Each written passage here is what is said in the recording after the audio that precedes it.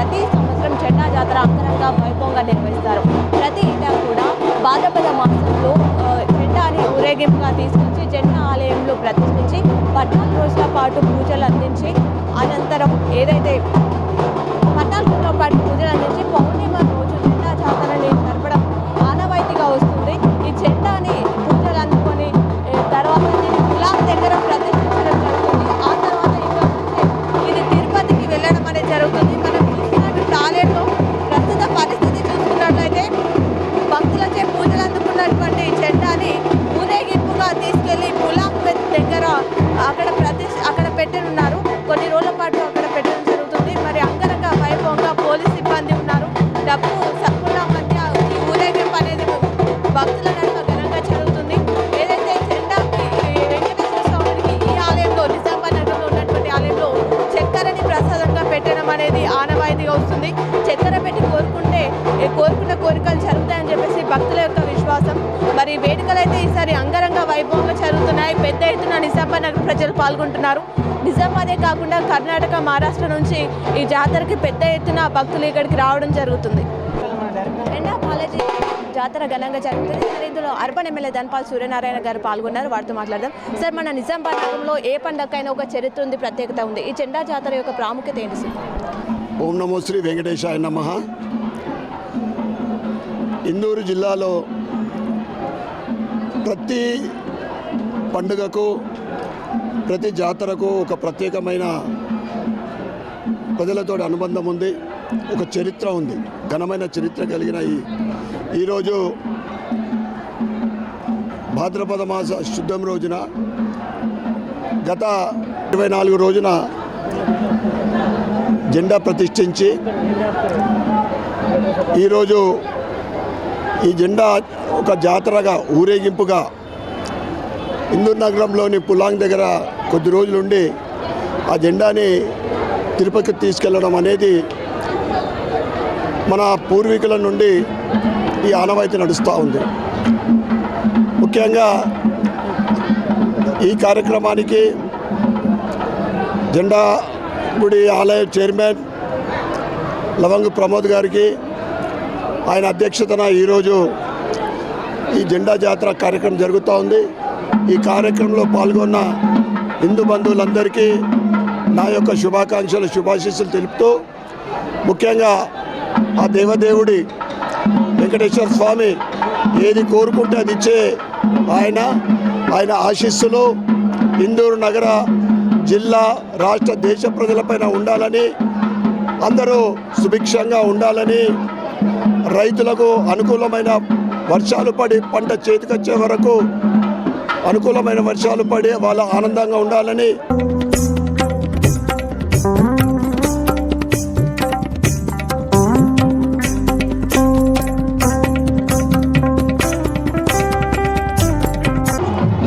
మనం చూస్తున్నాం జెండా జాతర ఏదైతే ఊరేగింపుగా ఇప్పుడే ప్రారంభమైపోయింది. ఇక్కడ కోలాటల నడుమ భారీ భక్తుల మధ్య ఈ జెండా జాతర జరుగుతుంది. భారీ పోలీస్ బందోబస్తును ఏర్పాటు చేశారు. తొక్కిసలాట, ఎలాంటి అవాంఛనీయ ఘటన జరగకుండా పోలీస్ సిబ్బంది అందరూ కూడా భారీ బందోబస్తు ఏర్పాటు చేశారు. కోలాటల నడుమ అంగరంగ వైభవంగా మనం ఇక్కడ చూస్తున్నాం జెండా జాతరని. భక్తులందరూ పెద్ద సంఖ్యలో పాల్గొంటూ చక్కెర ప్రసాదాన్ని సమర్పిస్తూ వారి యొక్క మొక్కులు మొక్కుతూ నినాదాలతో మారుమోగుతుంది ఆలయ ప్రాంగణం అంతా అని చెప్పుకోవచ్చు. ఇది పులాంగ్ గోలన్మాన్ మీదుగా పులాంగ్ చౌరస్తా వరకు ఇదే విధంగా భక్తుల నడుమ ఊరేగింపు అనేది కొనసాగుతుంది.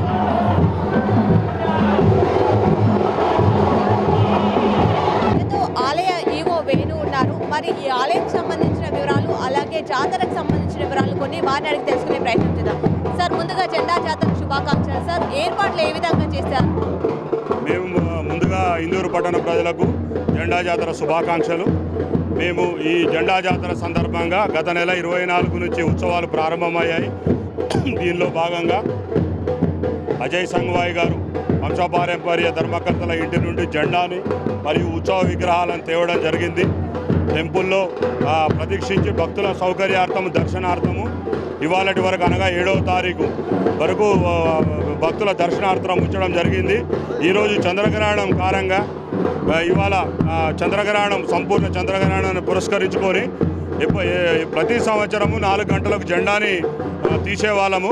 ఉత్సవ విగ్రహాలను ఊరేగింపుగా పొలం దగ్గర ప్రతిష్టాపించడం జరుగుతుంది. కానీ ఈసారి సంపూర్ణ చంద్రగ్రహణాన్ని పురస్కరించుకొని 10 గంటలకే జెండాని మరియు ఉత్సవ విగ్రహాలను పొలాంగులు ప్రతిష్టాపించడం జరుగుతుంది. మరి ఒక 7 రోజులు భక్తుల సౌకర్యార్థం అక్కడ ఉంటుందని భక్తులకు మా మనవి. ఈ ఆలయం గురించి కొన్ని వివరాలు, అంటే ఎన్ని సంవత్సరాల నుంచి ఉంది, ఎన్ని సంవత్సరాల నుంచి జెండా జాతర అనేది జరుగుతుంది, ఈ ఆలయం యొక్క ప్రాముఖ్యత? సుమారుగా 60-70 సంవత్సరాల నుంచి ఈ జెండా జాతర కొనసాగుతుంది. భక్తులు కూడా మన దగ్గర నుంచే కాక పక్క రాష్ట్రాల నుంచి కూడా, మహారాష్ట్ర, కర్ణాటక నుంచి కూడా అధిక సంఖ్యలో వచ్చి దర్శనం చేసుకుంటారు. అలాగే ఈ సంవత్సరం కూడా భారీ ఎత్తున భక్తులు రావడం జరిగింది. ఈ సంపూర్ణ చంద్రగ్రహణం కారణంగా 9-10 గంటలకు ఈ విగ్రహాలను తరలించడం జరుగుతుంది. ఓకే, చూసారుగా ఈరోజు చంద్రగ్రహణం ఉన్న నేపథ్యంలో ఉదయం పూట 9 గంటల నుంచి జెండా జాతర ఉత్సవాలు అనేవి ప్రారంభమైపోయాయి. ఇక్కడ ఏదైతే నిజామాబాద్ నగరం నుంచే కాకుండా వివిధ ప్రాంతాల నుంచి, కర్ణాటక, మహారాష్ట్ర నుంచి ఇక్కడ నుంచి వచ్చారు. ప్రతి సంవత్సరం కూడా ఇక్కడ అంగరంగ వైభవంగా జెండా జాతర నిర్వహిస్తారు. అజయ్ సాంగ్వాయ్ ఆధ్వర్యంలో ఈ పూజలు అందుకున్న తర్వాత ఈ యొక్క జెండా జాతర అనేది ప్రారంభమవుతుంది. మరి దానికి సంబంధించిన విజువల్స్ అయితే మనం చూస్తూనే ఉన్నాం.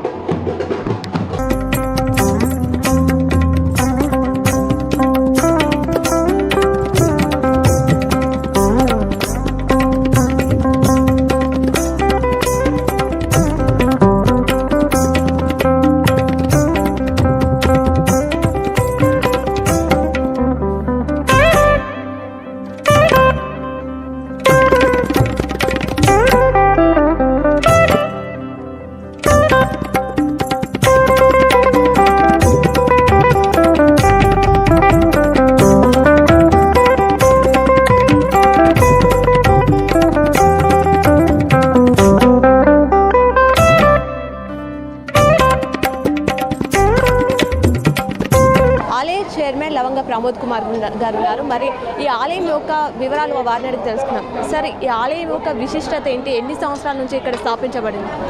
అమ్మ నమస్కారం అమ్మ. ఓం నమో వెంకటేశాయనమ్మ. ఈ ఆలయం 1858 అప్పుడు మన మహారాష్ట్రలో తూకోజీ అనే మహాభక్తుడు కాలినడక నుంచి ప్రతి సంవత్సరము తిరుపతికి వెళ్ళి దర్శించుకుని వస్తూ ఉండేవాడు. అదే కాలక్రమంగా 41 సంవత్సరాలైంది. ఆ తర్వాత స్వామివారికి చెప్పిండు, స్వామి నాకు ఈ వృద్ధాప్యం వచ్చేసింది, నేను రాలేకపోతున్నా, నన్ను సాక్షాత్కరించు అని చెప్పేసి స్వామివారికి వేడుకుంటే అప్పుడు స్వామివారు కలియుగ దైవం వెంకటేశ్వర స్వామి క్షేత్రపాలుడికి ఆదేశించండి. ఏమని? తూకోజీ మహాభక్తుడు ఉన్నాడు, ఆయనకు తిరుమలని కొండను దాటించి ఉత్సవ విగ్రహాలు ఇచ్చి అని చెప్పేసి ఆ ఉత్సవ విగ్రహాలు ఇచ్చి ఏత తూకోజీ మహాభక్తుడు అవి తీసుకొని వస్తూ మన నిజామాబాద్ వచ్చి ఇక్కడ సేద తీర్చున్నాడు. రాత్రి అయితే ఇక్కడనే పడుకున్నాడు, చెట్టు కింద పడుకున్న తర్వాత అప్పుడు తెల్లారేసేవారికి ఆ విగ్రహాలు తీద్దామన్న టైంకి ఆ విగ్రహాలు కింది నుంచి భూమి నుంచి పైకి వస్తలేవు. అప్పుడు సిరినపల్లి దేశ్ముఖ్ రాణి అని చెప్పేసి సిరినపల్లి దొరసాని ఆయనకు ఆ దేవుడు కళలో వచ్చేసి ఇట్లా మహాభక్తుడు తూకోజీ ఉన్నాడు, అక్కడ వెళ్ళి ఆయనకు కలిసి అక్కడ ఈ భూమిని దానం ఇచ్చి అక్కడ గుడి కట్టమని చెప్పేసి ఆయన ఆదేశించిండు. ఎవరు? మాత వెంకటేశ్వర స్వామి ఆదేశిస్తే ఆయన వచ్చి ఆమె సిరినపల్లి దొరసాని ముందు ఆమె వచ్చి నాకు ఇట్లా కళ్ళలో వచ్చింది, ఇట్లా స్వప్నంలో స్వామివారు నాకు చెప్పిండు, నేను మీకు ఈ గుడి దానం ఇస్తా, మీరు ఆ గుడికి కట్టండి అని చెప్పేసి కట్టిస్తా అని చెప్తే అప్పుడు గుడి సరే కంటిన్యూషన్ అయిపోయింది. కాలక్రమేణా అప్పుడు ఇప్పుడు ఎండమెంట్ ద్వారా ఇప్పుడు దినదిన ఏంది అభివృద్ధి పథకంలో జెండా బాల దేవాలయం ముందుకు అట్లా సాగుతుంది. ఇప్పుడు ఈ జెండా ప్రాముఖ్యత ఏంటంటే ముఖ్య ఉద్దేశం ఎవరైతే అప్పుడు నాటి జమానాలో ఎవరైతే తిరుపతి వెళ్ళని వారు ఉంటారో వాళ్ళు ఇక్కడ జెండా దర్శించుకొని ఇక్కడ ఏదైతే మొక్కులు కానీ ఏది ఉన్నా కానీ ఇక్కడ మీరు ఇస్తే నాకు అక్కడ ఇచ్చినట్టే, ఇక్కడ దర్శనం చేసుకున్నా అక్కడే దర్శనం చేసుకున్నట్టే. సాక్షాత్ కలియుగ దైవము ఇక్కడనే వెలిసిండు. భక్తులకు నా యొక్క నమస్కారము. మీరు తిరుపతి పోని వారు మీకు వీలు లేకపోతే ఇక్కడ వచ్చి స్వామివారి దర్శించుకోండి, స్వామివారి తీర్థప్రసాదాలు స్వీకరించండి, మీకు అనుకున్న కోరికలు నెరవేరుతాయని మనస్ఫూర్తిగా నేను కోరుకుంటున్నా. ఓం నమో వెంకటేశాయన. ప్రతి సంవత్సరం ఎప్పుడు ఈ ఉత్సవాలు అనేవి జరుగుతాయి? ఎన్ని రోజుల పాటు నిర్వహిస్తారు?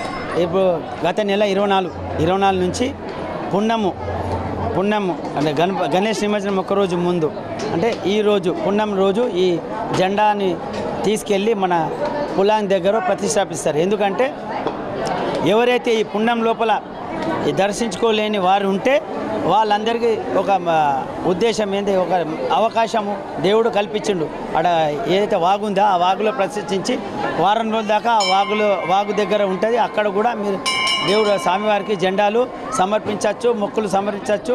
ఏ కోరికలు ఉన్నా అక్కడ మీరు స్వామివారికి వేడుకుంటే స్వామివారు తప్పకుండా మీ కోరికలు నెరవేరుస్తారు. ఇక్కడ ప్రతి ఒక్క భక్తుడు కూడా చక్కెరని ప్రసాదంగా అందించడం జరుగుతుంది, సమర్పించడం జరుగుతుంది స్వామివారికి. దీని యొక్క ప్రత్యేకత స్వామివారికి అదే ఇప్పుడు అప్పుడు ఆ జమాన్లో ఈ తిరుపతికి ఈ చక్కెర ఏదైతే నైవేద్యం పెడతారో అక్కడ స్వామివారికి పెట్టినట్టే. ఇదే ప్రాముఖ్యత. అప్పుడు నిజామాబాద్లో లడ్డు తయారు చేయరు కదా, అది ఈక్వల్ టు చక్కెర నైవేద్యం ఇవ్వాలని చెప్పేసి స్వామివారికి అదొక పరంపరగా సాంప్రదాయం వస్తుంది. మరి నిజామాబాద్ నగరం నుంచే కాకుండా కర్ణాటక, మహారాష్ట్ర నుంచి కూడా ఇక్కడికి భక్తులు వస్తుంటారు. మరి ఎలా ఏర్పాట్లు చేశారు ఆలయం నుంచి?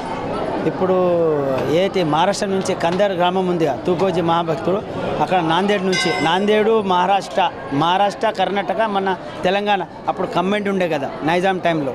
అప్పుడు వీళ్ళందరికీ సకల సదుపాయాలు చేస్తున్నాం. స్వామివారికి తీర్థప్రసాదాలు అందరి భక్తులు వచ్చిన వారికి ఎవరికైనా వచ్చినా కానీ తీర్థప్రసాదము, తర్వాత లడ్డు వితరణ ఉంది. లడ్డు కూడా వితరణ చేస్తాం. కావాలంటే కూడా తక్కువ అమౌంట్లో 15 రూపాయలకి లడ్డు మన దేవాదాయ శాఖ నుంచి ఒక ఆర్డినెన్స్ జారీ చేసిండు, ఆ ద్వారా నుంచి ఇస్తున్నాం. Thank you sir. ఓకే, చూస్తారుగా జెండా జాతరని నిజామాబాద్ నగరంలో వైభవంగా జరుపుతారు. ఈ ఆలయానికి ఉన్న చరిత్ర గురించి మనం తెలుసుకున్నాం. ఎన్నో సంవత్సరాల నుంచి ఇక్కడ ప్రతి సంవత్సరం కూడా అంగరంగ వైభవంగా వేడుకలు అనేవి జరుగుతున్నాయి. ఈ సంవత్సరం కూడా పెద్ద ఎత్తున భక్తులు పాల్గొన్నారు. ఆలయ సిబ్బంది అన్ని ఏర్పాట్లు చేశారు. మనం చూసుకుంటే ఈరోజు గ్రహణం సందర్భంగా ప్రతి సంవత్సరం సాయంత్రం రోజున ఈ జెండా జాతర అనేది జరుగుతుంది, పౌర్ణిమ రోజు. కానీ ఈ సంవత్సరం చంద్రగ్రహణం సందర్భంగా ముందుగానే ఏదైతే ఉదయం పూటనే ఈ జెండా జాతర ఉత్సవాలు అనేవి ప్రారంభమైపోయాయి. మరి ఏదైతే పులాంగ్ వద్ద 5 రోజుల పాటు ఈ జెండా ఉండబడుతుంది. దీనికి ఎవరైనా దర్శనం చేసుకునే వాళ్ళు కూడా అక్కడికి వెళ్ళి దర్శనం చేసుకోవచ్చు. అనంతరం ఇక్కడ నుంచి తిరుపతికి ఇది వెళ్ళడం అనేది జరుగుతుంది. మరి జెండా జాతర సందర్భంగా K6 నుంచి ఇది ప్రత్యేకమైన స్టోరీ. మరో స్టోరీతో మీ ముందు ఉంటాం. చూస్తూనే ఉండండి మీ K6. కెమెరామెన్ భాస్కర్తో మీ యాంకర్ సంధ్య, నిజామాబాద్.